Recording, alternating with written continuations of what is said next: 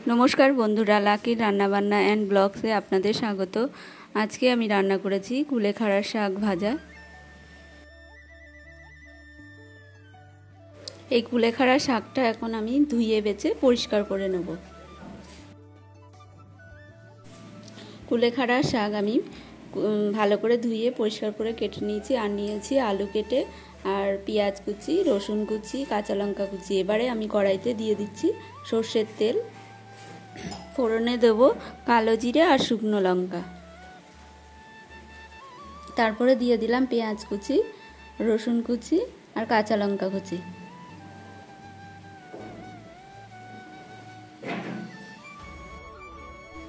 এগুলো কিছুক্ষণ ভাজা হতে হতে এরপরে দিয়ে দেবো আগে থেকে কেটে রাখা আলু।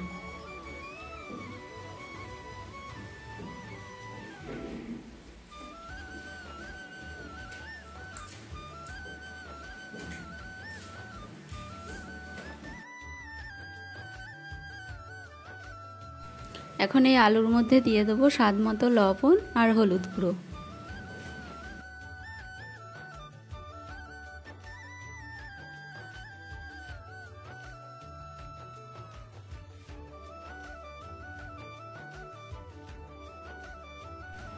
আলুগুলো প্রায় ভাজা হয়ে এসছে। এবারে আগে থেকে কেটে রাখা কুলেখাড়ার শাকটা আমি দিয়ে দেবো এর মধ্যে।